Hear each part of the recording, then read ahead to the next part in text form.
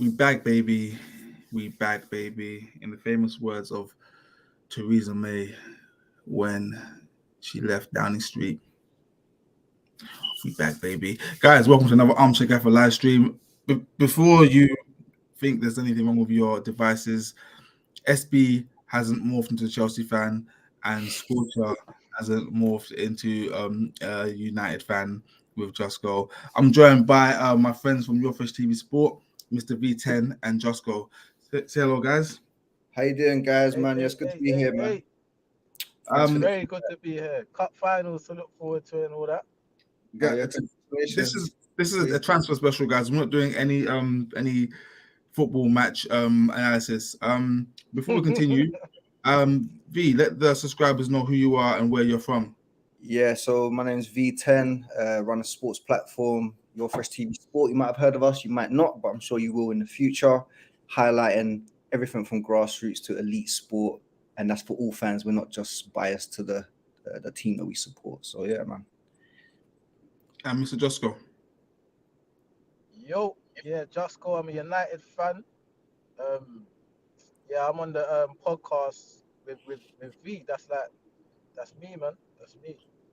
Lovely, guys. I've got a few things on my agenda today. This transfer window has been, it's as the kids would say nowadays, it's giving. For some. What do you mean for some? You can't talk. You guys took it all, Chessy. I'm gonna be honest. V10. I only brought you here today to badmouth you and the whole Chelsea contingent. I made sure I got a Chelsea fan. You guys ain't really got fans, so it's not easy to find you people in the streets. But luckily, I know you. What the hell are you lot doing? Playing FM in real life, right? That's what it looks like right now. And we are the most hated club, and I understand it. But if we take our blinkers off and our biased opinions for the clubs that we support, every fan would like to be in our position right now. I don't. Yeah. You wouldn't want to be in our position. No. Okay. I'm gonna go through some. So Mudryk, obviously you're an Arsenal fan, right, Jess? You would have took him, right? 100% would have taken Mudryk. You wanted Felix as well? 100% would have taken him. So what would you say? What are Chelsea doing that you don't agree with or you wouldn't want at your club? I'm gonna tell you, okay? Malo Gusto, Noni Madu Eke, Andre Santos, Benoit Badiashile, Enzo Fernandez, David Datro Fofana, Mudryk, Felix, and Nkuku to come. All the while still having Aubameyang, Ruben Loftus-Cheek, Trevor Chalobah, Kalidou Koulibaly, Christian Pulisic, Raheem Sterling, Broha, I know he's injured, Mason Mount, Conor Gallagher. Tell me how, on God's green earth, all these people fit into the Chelsea squad. Well, they don't. I feel like it's definitely a risky approach from Bowley, but what he's doing is actually quite smart because in these transfer windows, there's certain players we have to get now. We have to, regardless if we can't move the dead wood, like some of the names you've mentioned. I've got some of the names here. So like Bakayoko, he's been on the books for years. Loftus-Cheek, up and down. Gallagher. These players are not good enough for where we're trying to go, but we also haven't got time to move them on before we start to recruit. That wouldn't be smart either. So what he's doing is actually getting a team that he feels could potentially get top four, maybe not this year, but next year we'll be challenging, and get us these players before other teams do and get further ahead of us. So I feel like it is a bit of a risk, but in summer, I feel like we're going to see a massive exodus of these players. Okay, I like the way you Chelsea fans are trying to add method to this lunacy. Just what are your thoughts on Chelsea's business? The same as you, too many. You bought a whole new first 11. Like, and the worst thing is, like, what does it say to your academy, which is one of the best academies in world football? What does it say to the academy players that are trying to come through? Because they bought a lot of young players as well. So the academy kids, it's like. But the change room, the dynamics of the change room. Go on. No, correct me. I'm pretty sure we're on the high end of the list in terms of teams that are playing actually academy players now. So if you actually look at the like Mason Mount, Reece James, Chalobah, these are all academy players. Can I ask you a question, Mr. V10? Yeah, go for it. This is also for you, Joss. Yeah, how many players do you think you need for a Premier League squad? A good size squad. So you're talking about a championship that we're challenging on all fronts, like US Champions League, Premier League charge, FA Cup. Yeah, go on. Yeah, I would say you need a full squad. Like you need a full squad at least 20. Yeah, 20. Yeah, I'll say 20. How many players do you think will be too much? Because I've got my numbers here, by the way. But what when you say too much in terms of squad harmony, keeping everyone happy. Personal feelings. Okay, yeah. In terms of that, that's the challenge we face. Anything above 20 of class players with egos that have expectations is too much. Okay. So United have a squad of 30. Liverpool have a first team squad of 29. Spurs have a first team squad of 27. Arsenal have a first team squad of 24, and City 23. Chelsea currently have a first team squad of 33 players. That's 3 starting 11s. It is. And like I said earlier, I can understand that theory. But if you, I've got the squad in front of me now. So you're saying, well, on the books, not necessarily a part of the squad now. There's so much dead wood in there that shouldn't be there. So like Lukaku's still on the books. I didn't count him. Oh, you didn't count him? Okay. No, so Koulibaly, and that's another thing. I feel like the summer window we had was so bad in hindsight now, because I was optimistic, I'll be honest, was so bad that that's a contributing factor. We can't get rid of Koulibaly on the back of buying him in summer. You can't get rid of Cucurella. I feel like will still stay there. Pulisic has to go. Zachariah, he's done all right, but he's got to go. Loftus-Cheek, Mount's been not great at all. Not a big fan of him. Broja, there's just so many players to Havertz. He's probably the best of a bad bunch that we've got. Yeah, I feel like that's the best of a bad bunch. Jesus. Out of the bad bunch we've got, Havertz, I can give him another year because the type of player he is. Based off of what? Based on the type of player he is and the players he's been playing around. Potential. Yeah, to an extent, because he obviously hasn't proven it. But I feel like with the players we had and the type of football we've been playing, Tuchel isn't really known for his flamboyant football. He's more tactical. He's more. It can't be the manager's fault. He's had 5 different managers. It can't be the manager's fault. He don't know what is his position, by the way. Well, that's a good question. I would say he's a cam in it, but that's a luxury position. He's number 9.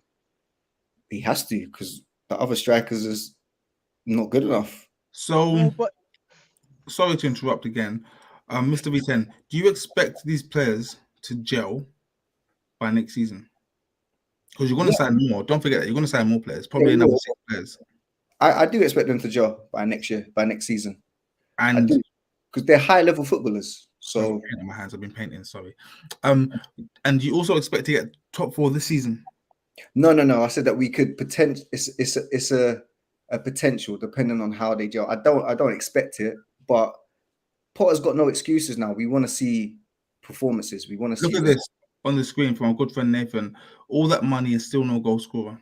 Exactly. IV would tell you in the group. That's what I've been screaming about Chelsea for ages. Ever since they were linked with Anthony Gordon, I was like, why are you trying to buy Anthony Gordon for 60 mil when you have can't Arsenal bang a goal? Have Arsenal got a goal scorer? Yeah, they have. Who? They got Eduardo and Ketia. Yeah, Eduardo and Ketia. Yeah. What? Yeah. The man that's scoring goals.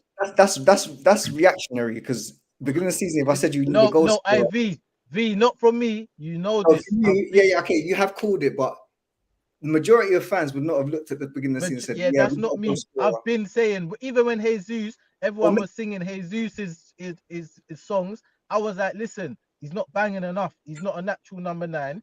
If Eddie was up front, I said it. Eddie will bang more goals. Eddie's the national goal scorer for the under-21s in England. All time. National. I think he's a Of young all time. Ian Wright. This is nothing against Eddie, but what I would Was say is, Go on. sorry, Jess, sorry. What I would say is that Arsenal are top of the league, pretty comfy, and I would say majority of people that look at that squad wouldn't have said, "Yeah, Eddie's the man that's going to lead them to the title race to score Brother goals." B, I've got to interrupt you right there because Yeah. what you're doing is looking at the squad and saying we don't expect Eddie to score goals, but the facts are he's scoring goals. So you're judging people that haven't played in the Prem, saying they're not going to score goals, but we don't know them because we didn't know about Eddie.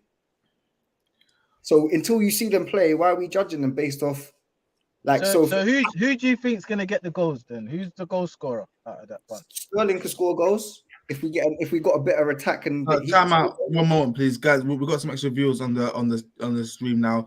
Guys, welcome to Armchair Gaffer transfer window roundup. We are just running through the transfer window and seeing the winners and the losers.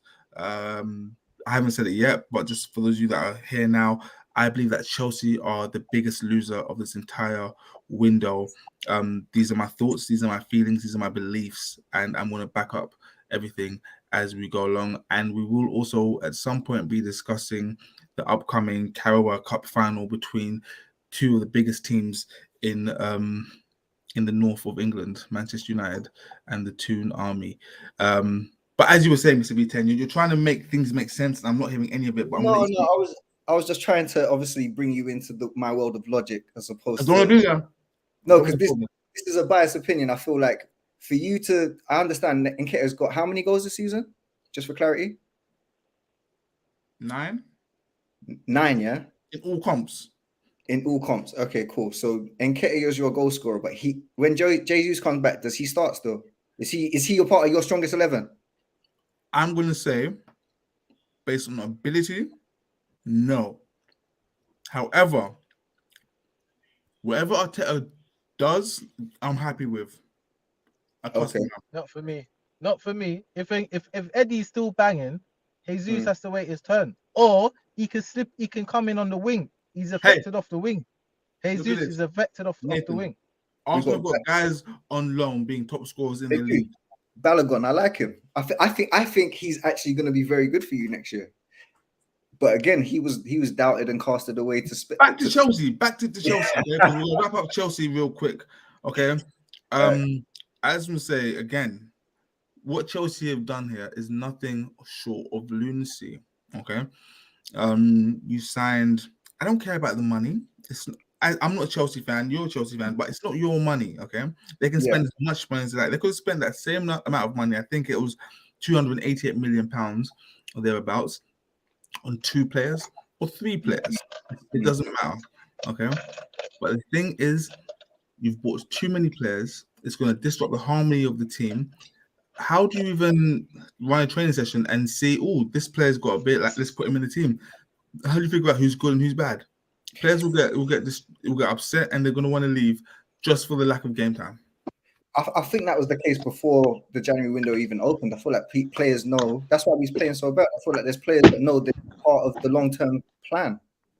Do you get what I'm saying? And I feel like the only reason we haven't got rid of them in January is because one, it's hard to get rid of them, and 2, we've got a lot of injuries. We need to keep as much cover as we can.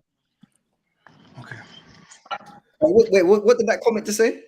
Oh, sorry. This comment says, "Man is right. We didn't know about Eddie. I think there's so much fear in what Chelsea can become." Just thank you for taking Jorginho. Eddie was unproven before this year. Taz Boss. I don't know who Taz Boss supports. So Taz, if you can let me know. I feel like you might be Chessy. I feel like he knows. No. If you know Bull, you know Eddie is a goal scorer. If you know Bull, you know Eddie is nothing but a goal scorer. But he's not a proven goal scorer. He's not a proven goal scorer. He's not proven like at this level. Eddie, a title winning, a title chasing club. He's not proven a goal scorer like that. No, because how old is he? Question. He's 23. How old is he? 23. But he's a proven goal scorer, nevertheless. Internationally, youth football, even on loan. Yeah, but if we're using the metric you guys are using, it's like you wanted to see facts. Who's the proven goal scorer at the beginning of the season? No one was looking at Eddie like he's going to be Arsenal savior. That's the reality. I was. Yeah, maybe plus not savior, but you rated him over just. You said he'll score more goals.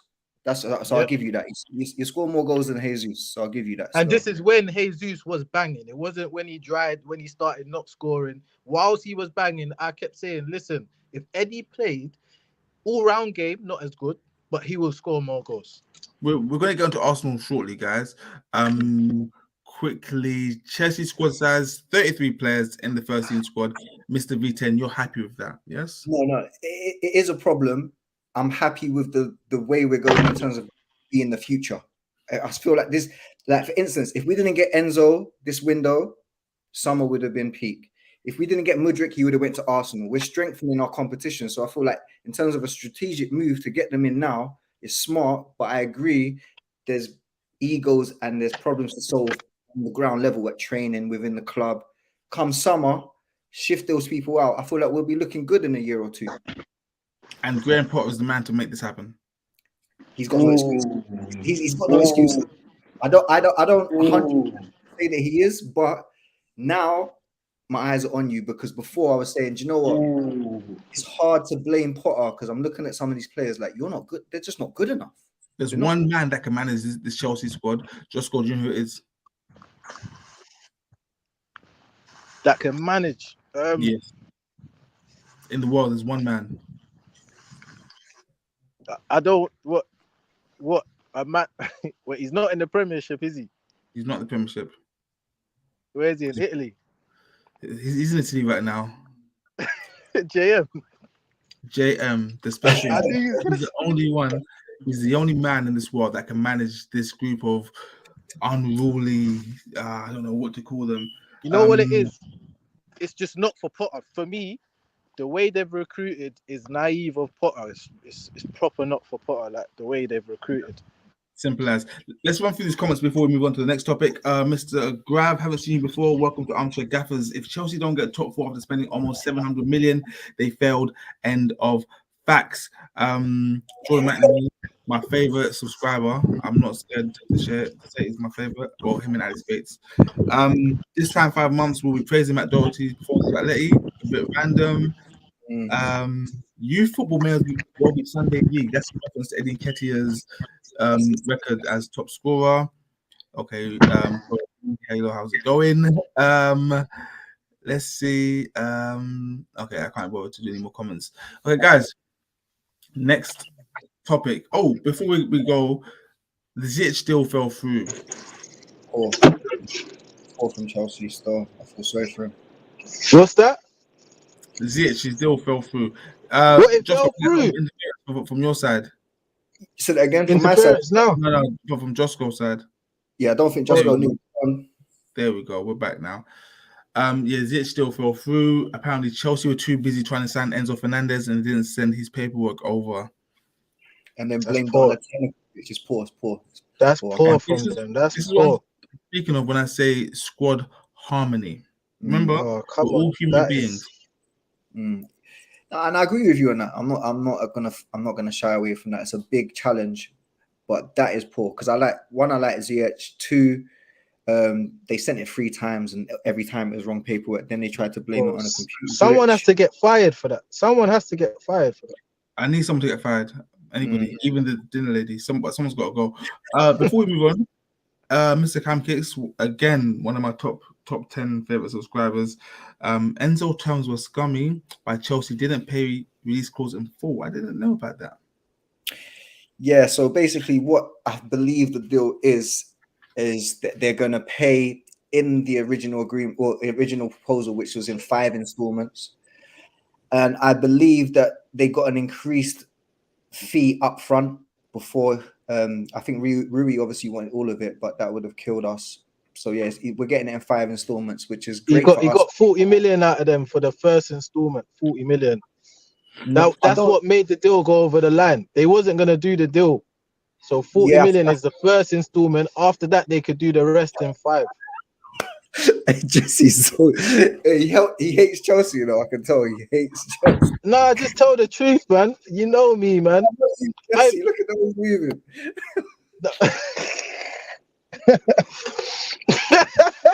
Yo, yo, yo, yo, yo, you all right? You all right? Yeah. But Yo, you all right? apparently, on the FFP for this year, that Enzo transfer will go through is like 40 million for the year, which is great for us in terms of the FFP. So I feel like we're gonna look back in 5 years and say Todd Bowley's a genius. He's not a billionaire for no reason. Self-made. No, he is. He's savvy. He's savvy. Very savvy. Wow. Okay, guys. Oh, sorry. Jesse. I need to do a live stream about Jesse. You know, I'm gonna have some questions. Sorry, my head's spinning right now. 40 million. Mm. Guys, we gotta move on because I ain't got all night. I need to be in bed very soon. Yeah. Where was I? What was I doing? Oh He's yeah. fun. He's fun. I want to go on to it's only a short one. Josco. Marshall Sabbath United. Yep. Just yeah. Yep. Yeah, I'll take it. Yeah, I'll take it. Replacement for Ericsson, who, you know, Andy Carroll done him. Scissor tackle, took him out till early May, late April, early May. Yeah, I'll take him. Late replacement, quality player. I had him on Armchair Gaffers. We had him as a one to watch when we started back in 2020, and at the time he was at Leipzig under Nagelsmann. Nagelsmann's gone to Bayern a year or so later. Sabitzer's followed and absolutely bled. Leona Lewis, bleeding love. Revival, like what? So this is the player, Bayern Munich's fourth choice central midfielder. This is the man to come and save your season, Mr. Josko. Is that what you're telling me? Ooh, save is a strong word. We're not with Chelsea and Liverpool in 10th and 9th. Save is a strong word. That was the wrong choice of word. You're right. This is the player in a late. Remember, Ericsson only got injured last week. This is the late notice, January, last few days of January. Who can you bring in? We asked about Gravenberch. Time out. We've got another person, guys. We're going to welcome to the stream none other than Dapo from the Counter Attack podcast. Dapo CEO, how's it going, brother? Can you even hear me? Yes, can you hear me? Yes. What's good? Sorry, I'm late, man. Good to see you. For those of you new to the show, my learned friend in the bottom corner is none other than Mr. Counter Attack podcast, Mr. Sky Sports, Mr. Best Left Back in non-league football, Oliver Dapo CEO. Dapo, we're joined by V10 and Josco from Your Fresh TV Sport. Yes. And so far, we have just discussed Chelsea, so you just missed Chelsea. Okay. Oh no! You know what it was? I was on the phone, so but I was watching. Okay, I was cool. watching it, so sorry. We're now on to Sabitzer. So sorry to cut you off, Josco. I was saying, you're happy with the last minute signing of Bayern Munich's fourth choice central midfielder. Just, can you hear me? Where's he? Can you hear me? Just, I think he's frozen. He's not frozen. Oh, no, he's moving. Has he been pulled? Okay. We'll let him come in when he comes in. Dapo, since you're here now, Sabitzer, you're a man who knows content of football. What are your thoughts on him? To be honest, I'm neither here nor there about it. I don't know if this is the Sabitzer of previous years. Like this is the guy that hasn't been getting game time, hasn't been getting much of a look. He's obviously got ability, but I don't know if he's even going to fit in. But it's a loan deal. Got him into the end of the season. I don't think they're really expecting too much from him. Gone. Also, sorry to interrupt you, brother. I saw a compilation of Sabitzer today. Yeah, fantastic compilation. Yeah. But I noticed that all his highlights were of him at RB Leipzig. Nothing at Bayern Munich. Yeah, he's not getting any game time there, man. So, and to be honest, it's definitely a downgrade from Ericsson for me. But I think people kind of know how much I rate Ericsson. So, I don't know. I don't know what they're expecting from him. It's just another body in the door. I don't even think he'll even play that much ahead of Fred and Fresh. McTominay, if I'm being totally honest. Oh, really? I don't even think, and I don't think Ten Hag is having McTominay one bit. But I don't think Sabitzer really going to do too much, pull up too many trees at United. And that's Okay. not because he's rubbish or anything. I just don't see it. I haven't seen what he's done at Bayern Munich. Mr. V10, what are your thoughts before we get back to Just?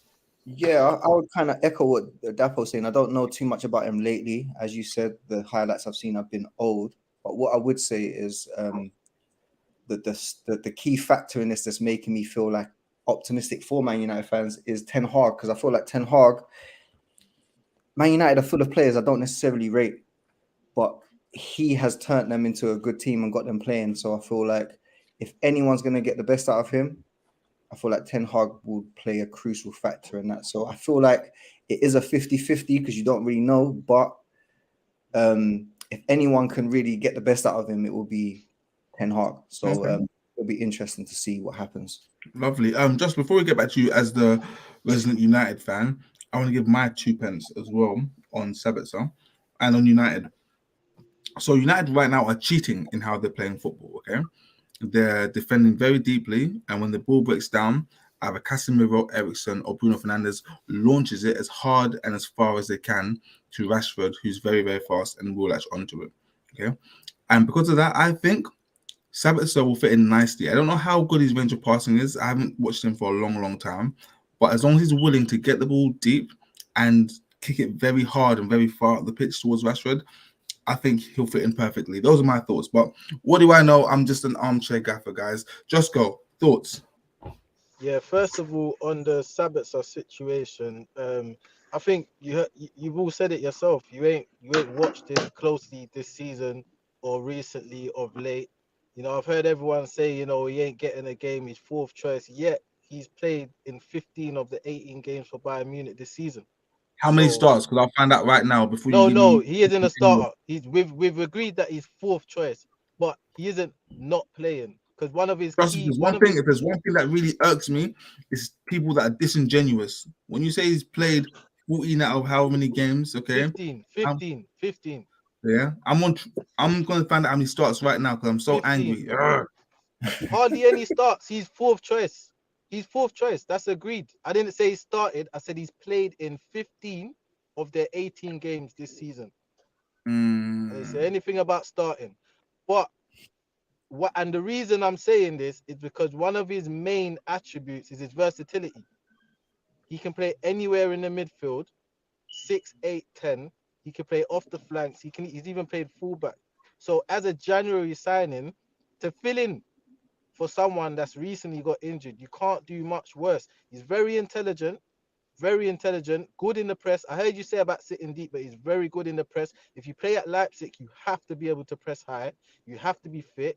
Same with Bayern, yeah. And the people that he's can't get in the team for is the likes of Musiala and Kimmich. So they're no slouches. Do you know what I mean? And we inquired for Gravenberch, who played with Ten Hag at Ajax, firstly, and Bayern weren't having that. Okay. I think he'll do good regardless because of the way United are playing, by the way. This around ball that they're doing, that they're getting away with, I think he'll fit in nicely. And before we move on from United, also this question to the Gaffers: have United got enough in the tank to hang on to that top 4 spot? What are your thoughts, Dapo? Yeah, I'm not even. I think now that they're there, I think they're going to stay there. I think Ten Hag has got them playing in a way where they're just so hard to even break down. And where I thought, because over the past couple of seasons, United will go on a mad run, but then it's kind of like a fake run. They'll just kind of fall off. But where I thought that they're actually here to stay was that first half against Man City, where Man City just couldn't break them down, and even against Arsenal, that they're hard to get through. And I don't see them coming out of that top 4. Them alongside Arsenal, Man City, and the final place, I don't even know, but I think they've got enough to to get over the line, 100%. Yeah, in my opinion, the final place, whether it's third or fourth, is Newcastle's because they are impossible to break down. It's so difficult. So for me, like United, and even like Arsenal, actually, because they don't concede many goals, they'll be in that top four. Okay, guys. Before we continue, I've got to give one of my famous monologues. For those of you that know me, you know that I thrive off negativity. There are many things in this world I dislike, and this last about 2 to 3 days, there's a new group of people that I dislike more than anybody. Like, yeah, oh, I'm not gonna say I like. I don't want to get cancelled. Some of the people I dislike, but my new group of people I dislike are none other than Arsenal fans. Yep. Hate them. Yeah. I'm done with Arsenal fans. Right now, if I was a rival supporter, I will be preying on Arsenal's downfall. The reason why is because I recently discovered Twitter, and Twitter is a whole nother world. Like you can get lost in Twitter. And following the signing of Jorginho to Arsenal, people were saying Edu out. Crazy. I swear they said it in the summer as well, didn't they? Did they say it in the summer too? I didn't see it in the summertime. Yeah, the DM, I think. I'm thinking, what has Edu done for him to be out? Like, who are we expecting? So I'm assuming the sentiment amongst Arsenal fans is that we didn't get Mudryk and we didn't get Caicedo. So therefore, Edu's got to go. But I don't get it. We signed Trossard from Mudryk, which I'm very happy with. We've seen it in the 2 games he's played. We signed Jorginho, who's proven, who in fact his stats are actually slightly better than Caicedo's stats. And we also signed cover for Gabriel at left centre back. On top of all that, our first team squad is more than fine. We're well equipped. We're the ones that everyone's chasing. So what more do we have to do? So letting everyone know, the new fans I hate now, the new people are Arsenal fans. I hate my own. Over to anybody. I don't even know. Just yes. Listen, V would tell you in the group chat, I was the first person to say that Arsenal have had a successful January transfer window. Although they didn't get their number one targets in both situations, I feel like it's worked out better for them. And going back to the Chelsea signings, I don't feel like that formula of signing all those players works for Potter. Whereas the players who Arsenal signed, the players who United have signed in Sabitzer and in Trossard and Jorginho, it works for Ten Hag, and they're also Arteta players, if you know what I mean. Whereas the scattergun approach from Chelsea is just all over the place. But back to Arsenal, I feel like the money you saved in getting Trossard over Mudryk, Trossard isn't 50 million less of a player than Mudryk, although Mudryk is the better player. And Trossard is for the here and now. Arsenal have a chance to win the league, make history here and now. It's not about next year, potential, the year after that. It's about here and now. Caicedo, same thing. Not the here and now. Like, he is the here and now, but Jorginho is proven here and now. Winner. That same mentality that Zinchenko brought to Arsenal, that Jesus brought to Arsenal, that's Jorginho is bringing that also. Do you know what I mean? So I think, and also you saved 12 million. You're laughing. Like, so I think, and Jorginho is a player that Arsenal looked at before all of this. So it's not no desperation thing. Arteta wanted him previously.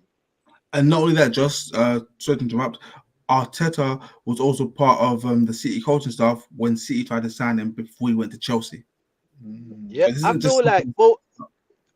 I feel like both Pep and Arteta see a bit of themselves in Jorginho, especially to the latter end of their career. They see a bit of themselves in Jorginho. And even back to United, Ten Hag, we also looked at Sabitzer in the past as well. So these ain't scattergun approaches. Where these are players that have been on the target list. Might not be number one choices, but they've been on that list. So yeah, I think it was a good January transfer window for Arsenal.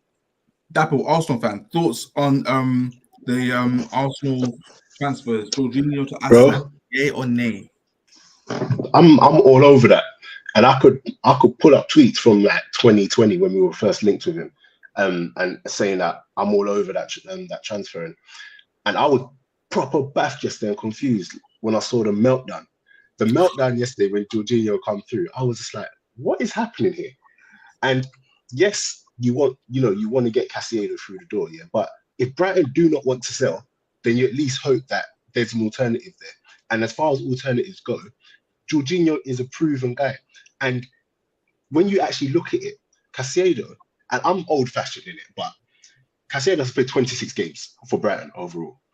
So you're saying after 26 games, you want Arsenal to then go and pay over the odds 100 mil and all them prices, whatever, for this guy over Jorginho, who is proven, played under top managers, won top trophies, and can help give that experience. And I don't think it's what's the word, by chance that they've gone for a 31-year-old, that they've gone for a 28-year-old Trossard, because it's a very young team. And now that we're in the position we're in, where we can actually win the league, you need that experience there. And I'm seeing people, oh, he ain't got the physical capabilities of Partey. Listen, Arsenal fans just like to complain. Like, they just like to complain. I saw it with Odegaard when they were like, oh no, why are we getting Odegaard when we can get Maddison? Do you know what I'm saying? I saw it when we missed out on Martinez and got Zinchenko. Do you know what I'm saying? Mate, they need to just relax, man. Sometimes just see how things pan out. And it's funny because when it happened, I went around asking all the actual football players, people that are still actively playing now, on their thoughts. Not one of them players turned around and said, it's a crap buy. Not one of them. But all of these fans want to turn around and be like, oh, Edu out. But I'm so look at the excited team about we've got now. Arsenal. Like, I'm so excited. I can't wait. I can't see how it goes wrong. Bro, they're going to eat humble pie. They're going to eat humble pie. And I'm here for it. And I purposely tweeted out yesterday. I put a tweet that's loud saying he's going to be a good sign. He's going to be good for us. Just so, you know, when he's doing good and you can reload. you can reload the tweets, mate. Because, yeah, people are mad. Man, yeah. Definitely. Tearing their shirt. Man. Yeah. Mr. V10, your thoughts? Yeah, don't want to echo it, but I feel like, just to touch on something that maybe no one hasn't said, I feel like Arsenal fans are playing up to who they think they're supposed to be, like in terms of like the Arsenal fan TV culture, very reactionary, ungrateful. Because when you go back 3 years, you think to yourself, they wanted Arteta out for a long time, and now they're screaming like he's a god. So I feel like it is the Arsenal fan base culture to an extent. They feel like they have to react.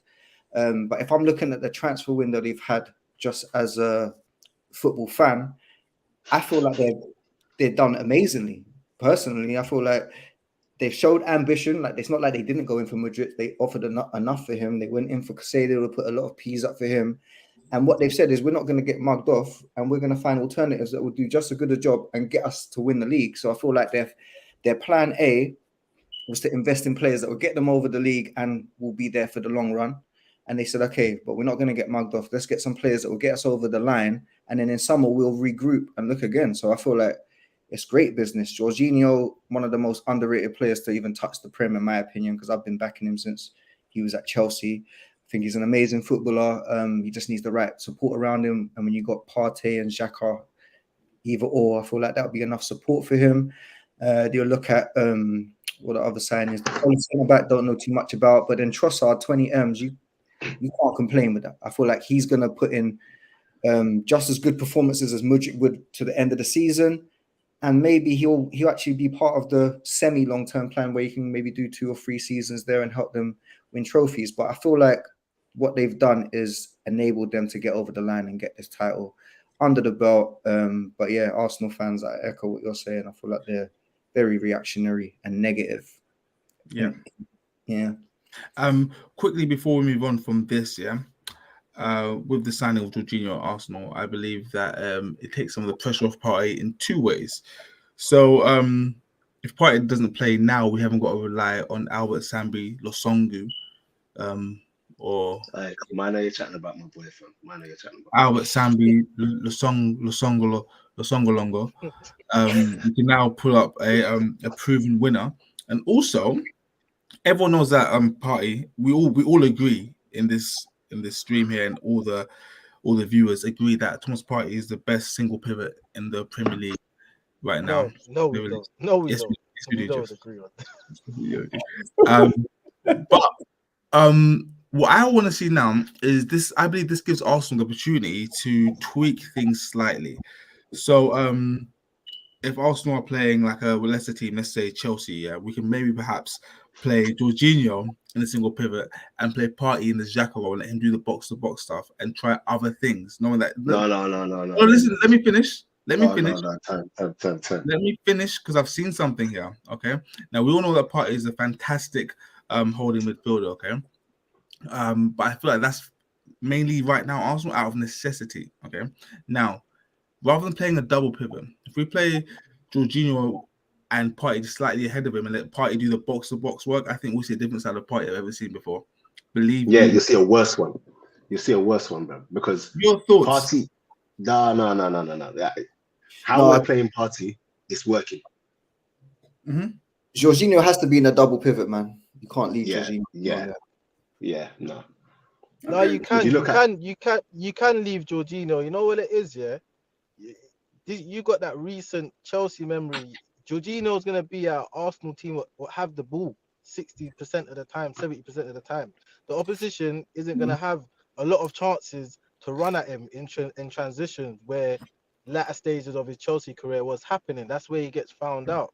But he can play in a single pivot, and I don't think it will be cover for Partey. He ain't gonna come in straight away starting lineup because Xhaka's already doing box to box, and Xhaka has been the unsung hero at Arsenal. Box to box, Xhaka's been moving mad. Yeah, but what's gonna happen now? Look at your last cup game. That cup game against City, yeah, when you rested players, you should have rested Partey. You risked him in that cup game, you know, for the Is whole he Prem. injured still? He's one kick away from an injury. Partey is he injured still? Away from it. Who Partey? For this weekend? Or No, is he okay now?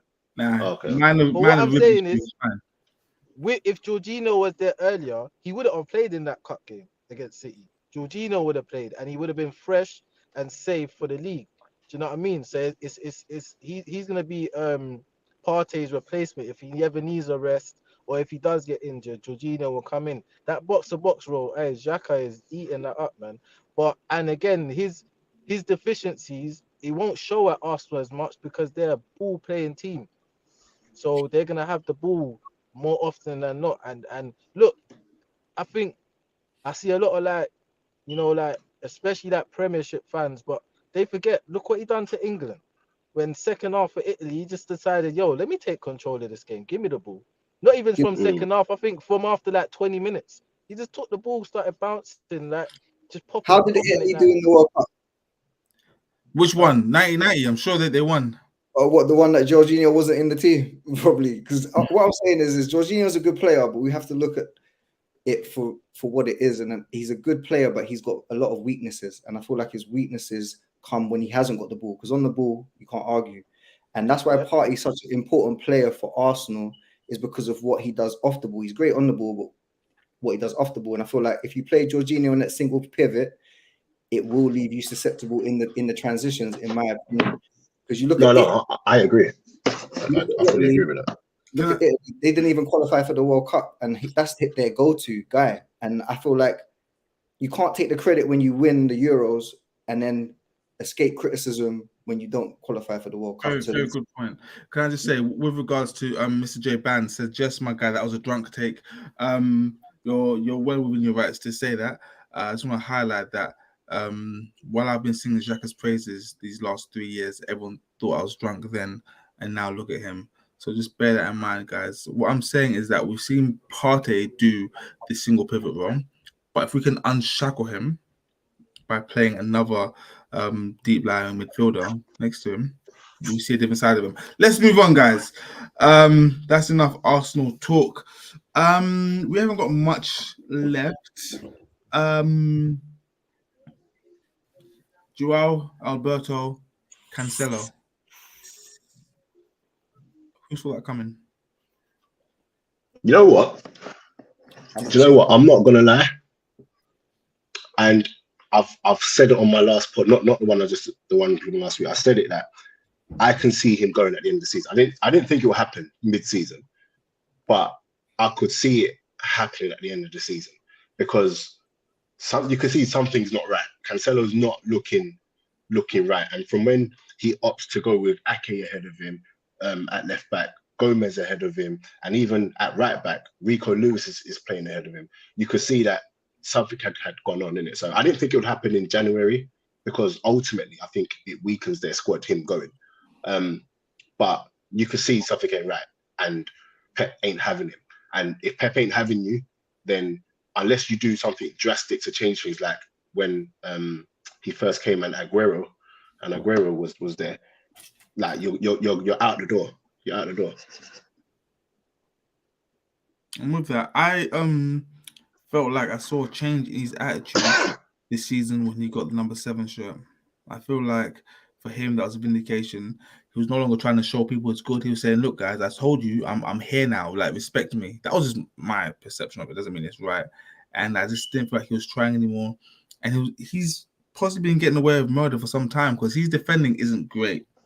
However, the only player in his position that gets highlighted is Trent for not defending. But Cancelo defending wise hasn't been great either, and I think he's been found out, and he decided to bail out while he can.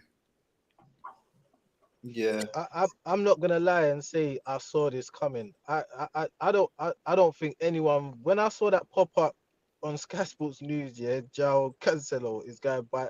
I was like, what? Like, not to say that I couldn't see the rift and I couldn't see in the summer maybe something happening, but in January, so late in the window as well, without giving you time for an official replacement, I was like, whoa. But at the same time, it doesn't shock me because that's how Pep is, and that's what's kept Pep always in full control of his squads, no matter how good you are. Look at Sane. Sane had one of his best seasons, and then he got rid of him that same summer. If he doesn't, you can have like one little. If he sees like one little change in your attitude, whatever club he's been, he gets rid. Unless your name's Messi, he gets rid.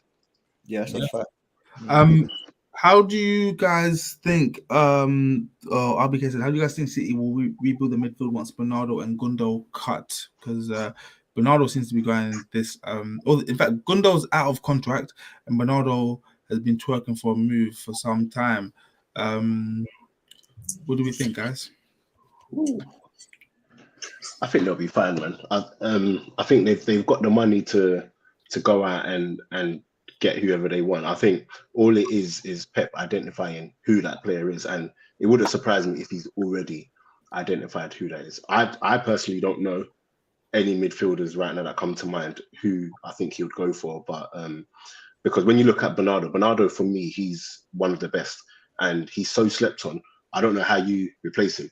Do you know what I'm saying? And even Gundogan, like the work that Gundogan has done for him, you know, I think they'll be fine. They'll go out and buy one of the top midfielders who works for Pep, just like they did with Rodri replacing Fernandinho.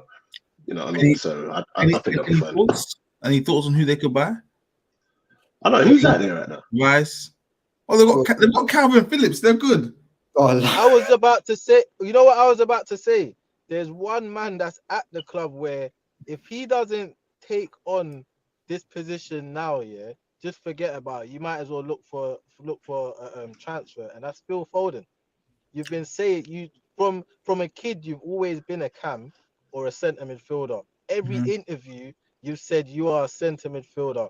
You've been played out wide because Pepper said you haven't grasped the rhythm of the game yet, the tempo, i.e. And now after Silva's gone, then Bernardo's gone.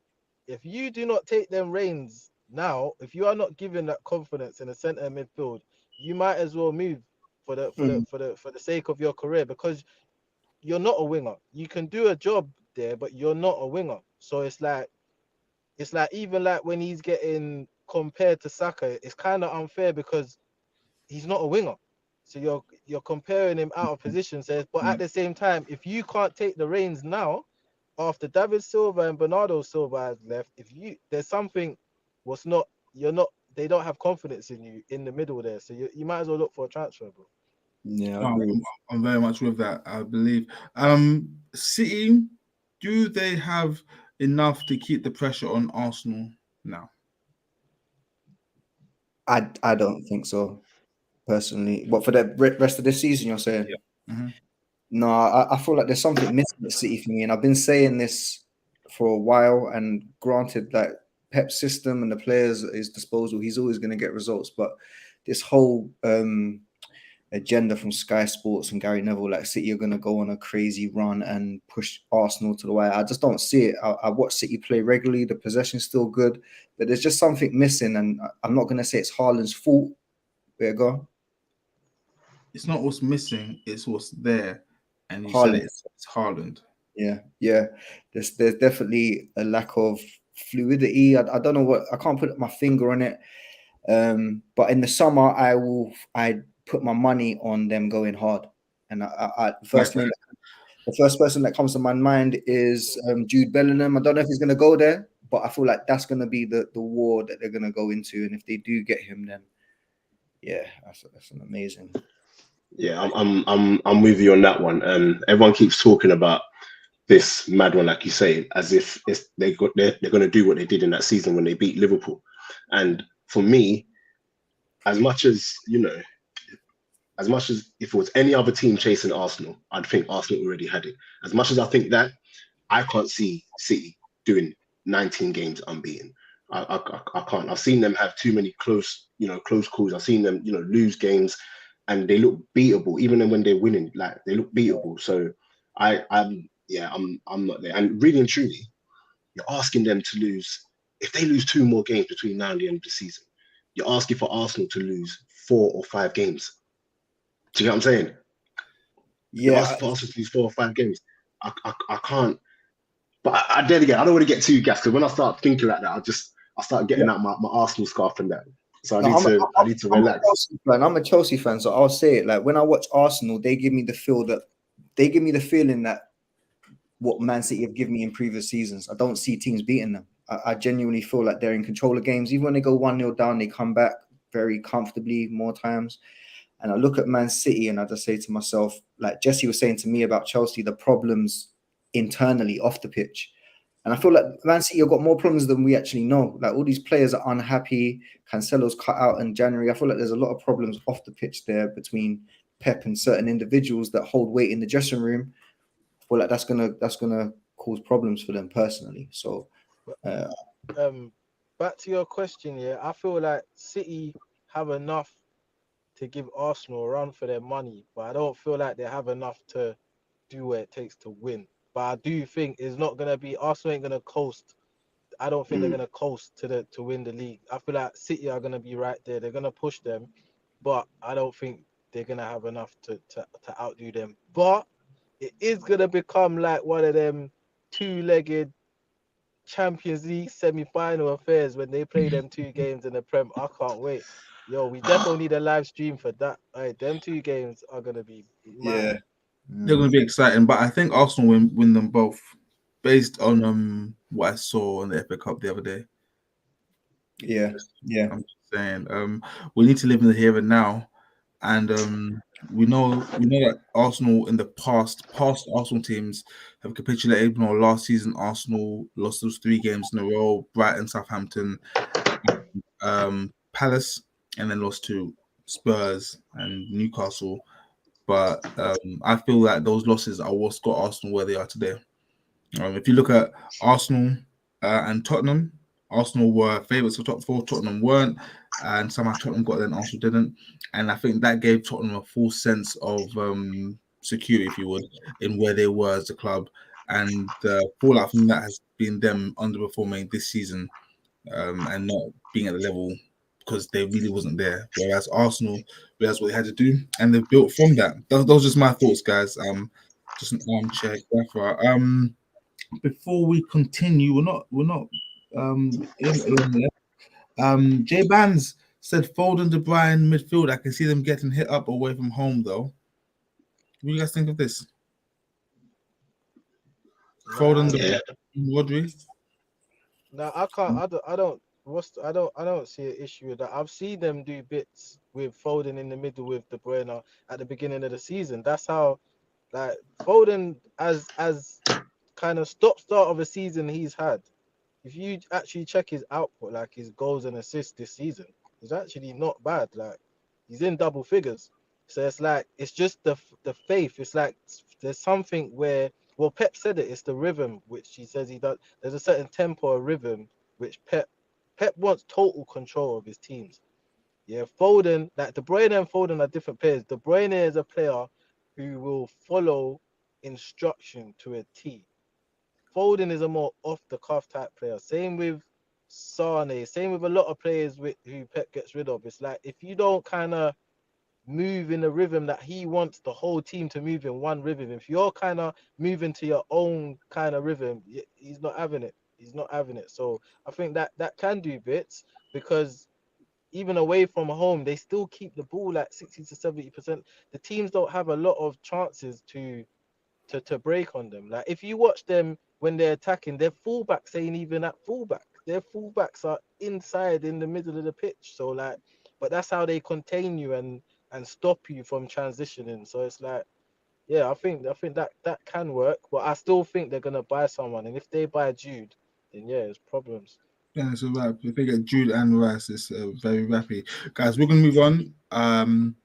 Quick, Lee, we're going to touch on Liverpool. I feel like they have got away with a lot of criticism this season. Like, the pundits, is like, when you watch these pundits, it's like no one really gives them stick. They dig out individuals like Trent, or they'll dig out individuals, Nunes, but Liverpool as a club, they've got away with a lot of stick. Like, I'm telling you, when United started poorly this season, yeah, we was getting it left, right, and centre. Look at Liverpool now. No one's saying anything. Like, Yeah, they, that's they because I Graham don't know how Souness they and get away with Carragher. it. Because Graham Souness and Carragher have got big voices in those back offices. That's what I was saying. That's what I was going to say. Is this because they signed Cody Gakpo? They needed a midfielder, so they went out there and they signed Cody Gakpo. He looks bad, bro. He looks bad for them. I think he'll come good though. He'll come good. He'll come good. Based on what are you basing this on, Dapo? Because Yeah. I disagree completely. I'm basing that on the fact that when I saw him at World Cup. No, I saw Okay. him in a game against Rangers, and I was like, who is this guy? And I saw him over the two legs, and then I saw him in another game, and then like, he's got enough about him to come good. I think what we're seeing from him now in the Premier League has been bad. Don't get me wrong, but I do think he'll come good. Just the same way I think Nunes is gonna come good. Like, yeah, but it's bad right now. But I think once he finds his feet, I think he'll be all right. I don't think he's gonna be a world beater, but I think he'll do all right. But it is bad. Does he start in a Liverpool team with no injuries? Because you've got Lewis. Right now, no. I don't think so. Right now, no. I think he probably can get there, but right now, no way. Yeah, I like Nunes, by the way, just a touch on that. But I feel like, yeah, Liverpool's central midfield is clearly their big problem, and it's a mess there. And I feel like people are getting at Chelsea for who we've signed and who we've targeted, and I feel like they just haven't even addressed their problem. At least we've kind of addressed problems we've got, but who have Liverpool purchased to solve that central midfield problem? Gakpo. He's not a central midfielder, though, is he? Gakpo. Gakpo. I'm just gonna say Gakpo because that was wild. It's crazy though, because even I saw Fabinho come on the other day, and I'm just looking at him and I'm like, you don't even look like the same Fabinho anymore. Do you get what I'm saying? Like, he's just falling off so much so that they're opting to play what's his name, Bachetic, whatever his name is, ahead of him. Sorry. Do you get what I'm saying? The young Spanish player, and he's a centre back. He's not even a centre midfielder. He's a centre back. But with Liverpool, playing him ahead. They made opportunist signings instead of actually addressing their problems. Like, both, even Nunes, yeah, they actually did want Nunes, but once United weren't willing to pay the money, then they went in there for him. Gakpo wasn't even on their radar. United didn't want to pay, couldn't pay the money, should I say. Liverpool said, yeah, we'll steal in there. You made opportunist signings, and then you ain't got no money left to address the problems what need to be addressed. And they're giving their fans this false hope of, don't worry, we're gonna address our midfield in the summer by signing Jude. Bro, I cannot see that happening. I don't. Cannot see that happening. This current Liverpool team, I don't see Jude going there because this team is looking like Jude come in and save us, whereas before it's Jude come in and win with us. And I don't see Jude going there when you've got teams like City could come in for him, Chessy could come in, I and think then he's you going got City. and then you got Real Madrid, which are I think apparently it's set up for him to go City. Yeah, Yeah, Haaland's if he on does come England, I feel like it's set up for him to go City. With Gundogan coming to the end of his contract, Bernardo been trying to go Barcelona. I feel like Pep's had a word with Bernardo and said, "Listen, give us to the end of the season, then he can go Barca, and we're gonna bring in Jude." Like, I feel like it's set up for him. His mate Haaland's there, like. Yeah, I feel like it's set up for him. Yeah. Even when he used to do his interviews after them games with, because coincidentally, every minute in the Champions League, Borussia Dortmund was drawn against City, and even in the interviews, like you had made like complimentary remarks to like City and whatnot in the stadium, and I was just like, oh man, this guy's going City. I said, oh man. Yeah, man. Yeah. I would say that I feel like people kept saying before that Klopp showed too much trust in his players, and I think that's partly the reason why they didn't sign a midfielder. I guess Klopp trusts Keita, he trusts Milner, Henderson, Fabinho, and Thiago. Elliot. Elliot apparently isn't a midfielder. That's what I've been hearing. Nah, yeah, he's a midfielder. He can play on the wing as well, but he's a midfielder. Yeah, and Klopp just trust these players. And that's ultimately been their downfall. Someone said earlier on Twitter that a good manager is one that can rebuild. And Klopp has never been. Sorry, a great manager can rebuild, and Klopp isn't a great manager; he's a good manager. And how he rebuilds this Liverpool team is testament to whether he's good or great, and he's not going to be able to rebuild. So That's harsh. That's harsh. that's what this. I feel bad for him though, because like even though he has to rebuild, he's having to rebuild, and the fact of the matter is their injuries are actually crazy over the last 2 seasons, or is it 3 seasons? 2 or 3 seasons is actually massive. I feel bad for him, but what also doesn't help is, like you said, they need to get like the areas where they need to actually buy people in. They're not doing it. They're buying Gakpo instead of actually adjusting what they need to address. Do you know what I mean? You're playing Alex Oxlade-Chamberlain. You're playing that Spanish guy. You're playing Curtis Jones. All these men are only touching grass because you haven't fixed the issue that you need to be fixing. And if you take it back to the summer, you should have stopped being stubborn and playing hardball and give the man his money. Give Mane his money. Yeah, make this him is what I feel was gonna important. say. Like, make the man feel it. Don't listen. Give the man.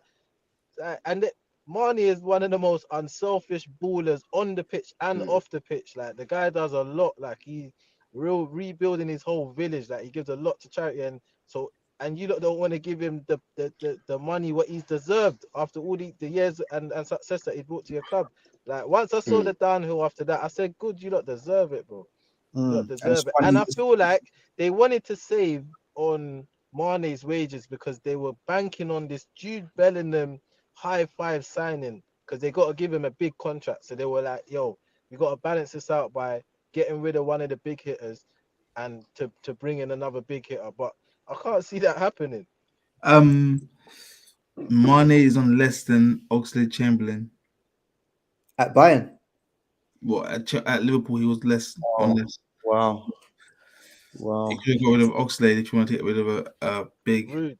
hitter. They chose Salah. Rude. And Salah's not looking Rude. like. And even Salah, he had to dig his heels in to get that contract, you know. Salah had to do the most to get that contract, like left it to the last, like he had to do the most to get that contract, like. Guys, ain't it funny? So very, very quick. Ain't it funny how when it's like Aubameyang and them man that get these big contracts and Ozil and start playing badly, everyone rips into them. But Salah is getting away, and the thing is, I don't even want to get onto Salah, but he's getting away with murder.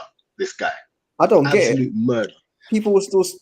I don't get it. He's playing so bad, and people will still swear by it that he's like a top elite world class player. I don't see it. I think he's a goal scorer. He's an elite goal scorer, but that's all for me. I Literally think that. Salah gets a blind because the team is play. When the team is playing so bad, yeah, it's hard to kind of marginalize one person. Like especially when you're an attacker, you're playing in a team that's just look. VVD's gone from like the Prem's best centre back to like one of the worst centre. Like the team is just playing so He will bad. never be the So worst, by the way, because Tyrone Mings is still in the Premiership. But yeah, yeah, and Harry's still there. and Harry's still Harry's there. still there. Big Yeah, H, yeah. Big H is still in on the bench And somewhere. Yeremina's there as well. So Yeah, there's a few but of them. like the fall from grace has been evident, and it's like, uh, but still, even with Salah, as bad, like you said, he's an elite goal scorer. As bad as he's played, his numbers ain't that bad. You check how much goals he's got, he's Yeah. still up there. Like as bad as bad as he's been, but he's an elite goal scorer. Like he's got Yeah. more than a lot of other strikers in the Premier League. So it's just one of them things, man. Yeah, 100. 100. Yes, Liverpool are a mess, and they are not coming back. So they either got to get Dalglish back or get Stevie G in. Is that what? Where's? Let's move on. Oh, we've only got two more things really. This isn't a signing, but is this the man to save Everton's career? Sean Dyche. 440. Ashley Barnes. Garrett. 440. Ashley Barnes. Sean Dyche. Mikhail Vidra. Is this the man to save Everton, or are they going down? I think the relegation fight is much more. It's a much bigger war than the title fight. You know, I Yeah. feel like it's so hard to even think how this is going to turn out. Southampton have spent a big amount of peas in this January window. Everton have got Sean Dyche. Everyone's doing what they can to survive. And one thing I will say, Sean Dyche will put points on the board for Everton. Will it be enough? I don't know.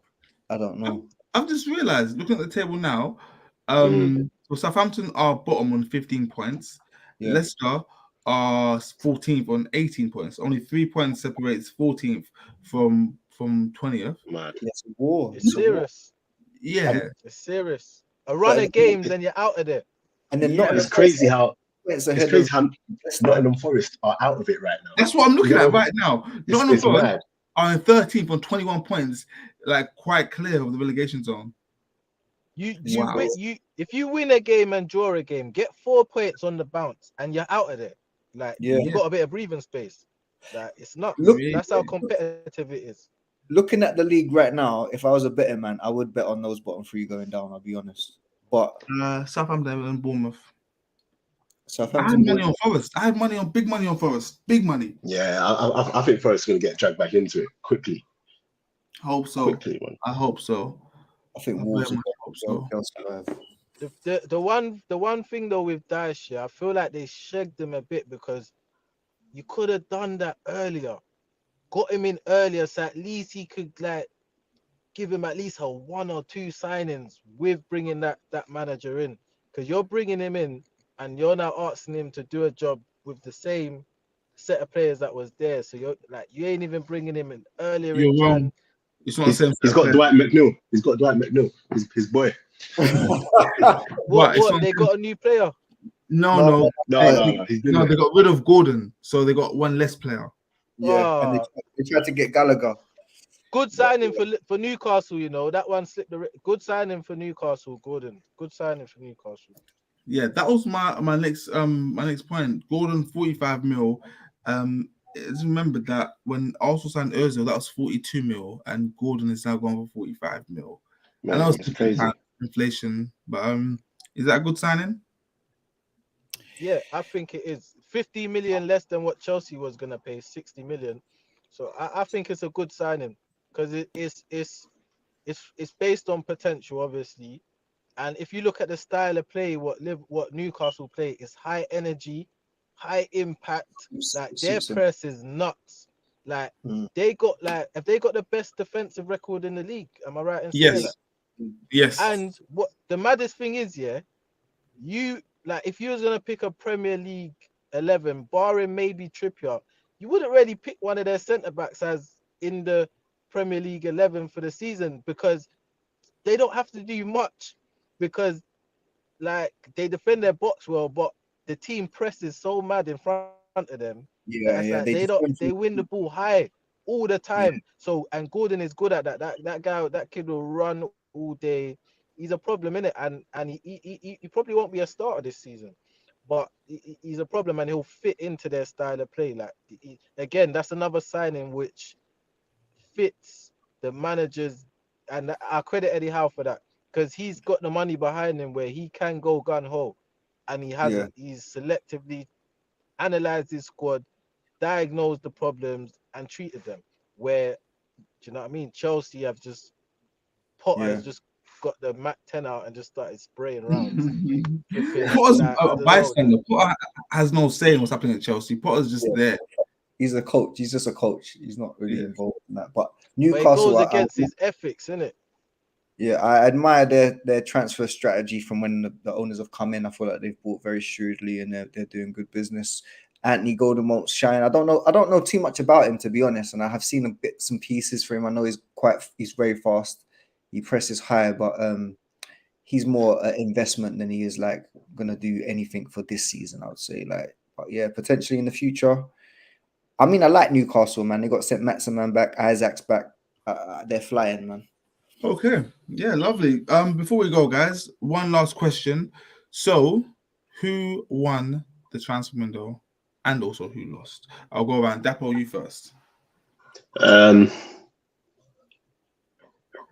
You know what is? I want to say Chelsea, but the only reason why I'm not going to say Chelsea is because of the money that they're spending. Like, just on that, because I missed the Chelsea stuff. Like, just to show you how crazy it is, I learned today that Benfica bought Enzo in the summer for 10 mil. 8 mil. He's played. Yeah, 8. He's played 17 games, and Chelsea are coming in and paying 100 and something mil for him. That's in fact no, they've lost. I'm not even gonna have that. No, they lost. They lost. That's crazy. That's crazy to me. I think who won? Wait, how much did Arsenal bid for Casado again? He's only played how 70. much?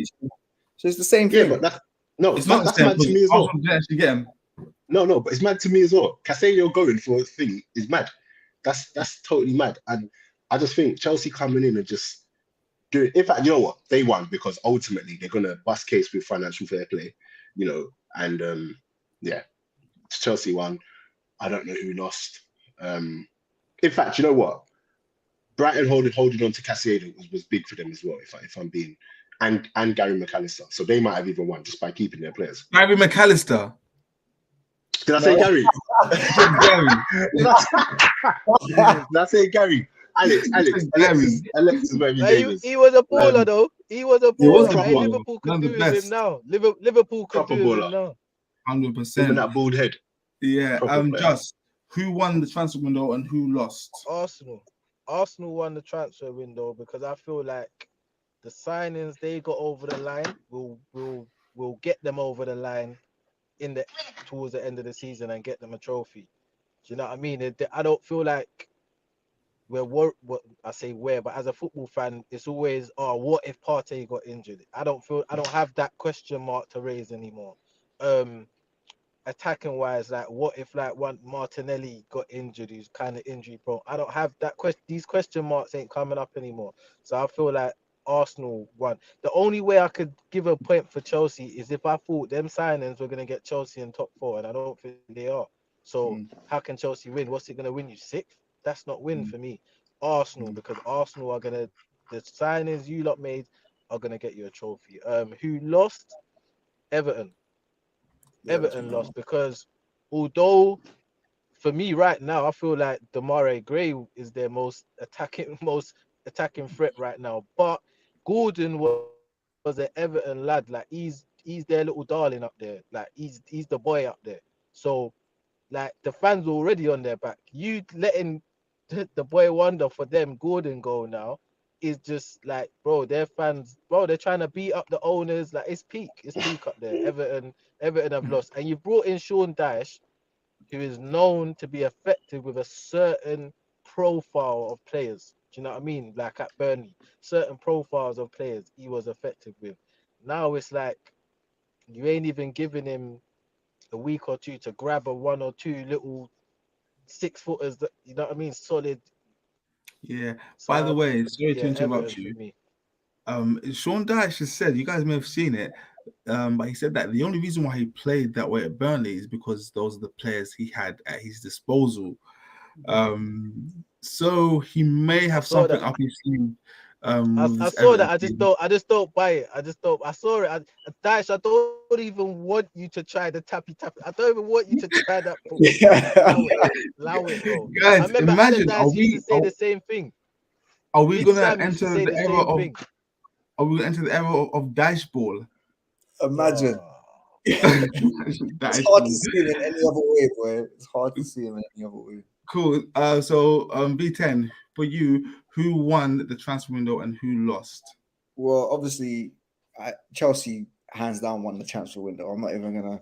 Not that's not a bias thing. That's genuinely what I believe, and I feel like if we're talking about short-sighted, then Arsenal's got a case because those signings will probably get them the window, get them the league title. But if we're talking about projects, that's a big word in football now. Oh yeah. Projects, right? We talk about projects. What we have done is a lot of chess moves that have put Arsenal in positions where they're weakened in a sense of the long term. They could have had Modric, they could have had Casado. Our presence has killed that completely. Yeah, now we got Modric. Yeah, that's a young superstar, Ballon d'Or winner in them ones there. Yeah. Then we got Felix, Arsenal. Like, how can you not say that? It's crazy to me that you can't look at these players and think Chelsea haven't won this window. It's the greatest window in Premier League history. January, 100%. Modric, Felix, it's the most Badiashile. expensive. The most expensive. I don't know about. Do you know Chelsea have These spent are more the than any stars of other youth. league in world football? Have spent this season, like German, Paul, Italy, he's a Spanish. madman. He's a madman. He's a madman. He's a But madman. V quickly, yeah. You said it. You said if we're looking short-sightedly, Arsenal had the better one because it's gonna win them the season. You have to go with that. We're not talking about who's had the best transfer window for next year or the year after. But this season, it has to be Arsenal. Like your transfers might get you out of 10th and get you to 6th or 5th, So are you? maybe. So you're saying who's had the best transfer window for just for the outcome for For this this season? season, yeah, Then because it's obviously January, Arsenal, mid-season. yeah, obviously Arsenal. Chelsea Has are to not going be to win the Arsenal. league. Yeah, Chelsea are not going to win the league. I don't see us You're not finishing gonna top. get top 4. But I think it's a very strategic move from Todd Bowley because we are buying Galactico stars for the future, and I feel like Ballon d'Or talk. Sorry, it sounds killing me. Well, I'm telling you, yeah. I hope we can record this and visit it in a year's time because It'll be on YouTube. It'll be here. Yeah, okay. In August, I said Arsenal are going to win the league, and the same faces you lot are giving me now. So in August. No, Yeah. no, he did. No, he said it early. Why? He called it How? early. Because they played us in pre-season, and the eye test. Yeah, he did. He called it And I early. He said, did. I give him Arsenal that. are actually going to be the best team. So the same looks I'm He getting did. now when people like raising their eyebrows, the same looks I got when I said that. So it's hard being a visionary sometimes, but hopefully we can look back and people will be like, do you know what? V was right. That's what the V stands for, by the way. Okay. Visionary 10. Hey, that was cold. I give you. Visionary 10. That was cold. I'm not gonna give my thoughts on who won the window because I'll just be echoing what's already been said. It was a good window. I will say that. Very unexpected things happened. Sabitzer, Enzo, Jorginho, which is why this is the best sport in the world. And I look forward to the summertime now. We'll leave it there. Can I say one more thing before we go? Go on, please. This isn't just for Chelsea, by the way, but another prediction. The Americans are coming, guys. The Americans. I think a quarter of the teams in the Premier League are owned by Americans already. Yeah, they're coming to take over the sport, bro. Both my teams are owned by Americans as well. Yeah, managers and Couple players. managers getting involved as well. And players keep an eye out for these managers players, man. as well. That guy at Leeds is moving mad. Jesse Marsh, yeah, they're giving him money as well, so it's gonna be interesting. Did McKennie get to Leeds? Yeah, He's Yeah, there. yeah. Yeah, he's there. I think as a whole, like football and America, like we're gonna see a massive change over the next 4 years because they're pumping money Starting in. to catch on. They're pumping money in because the next World Cup as well is in America, Big innit? business, man. So they're pumping money in massively. Wow. Yeah, they are, and I feel like they're gonna change the game in terms of how the entertainment factor, how it's presented, and commercializing it. And stuff like that. I just hope, yeah, you see your guy. Listen, tell him to stop these ideas about these mad change ups of the Premier League systems and tell him to chill out with all that. Yeah, just buy the players and shut up. Why am I There's trying to gonna be change up the whole Premiership? You know, why South am I trying to Division. do some playoff system like the NFL? Or, bro, please just chill out with all that. Listen. You're gonna start a riot. V, you heard that, bro. Have a word with your boy Tom Bowley. Tell him to stop. And on that note, there we will call it a day, guys. Thank you, guys. V, Josh, Dapo, thank you for joining in, and thank you guys for watching. Everyone that's been in the comments. David Ade, Zam L, Mr. Camkicks legend, Phil X, J Bands, RBK, Ahmed Khan, Nathan. My guys, thank you so much. Sorry, there's everyone else, but I can't go through all the comments. But really appreciate you people. We will be back with another live stream in the future or in the past, I don't know. And we'll be back on Monday with our regular show. I've been Jess from Gaffers, joined by V10 and Josco from Your Fresh TV Sport and Dapple from the Counterattack Podcast. Thank you for joining in, guys, and we will see you next time. Peace out.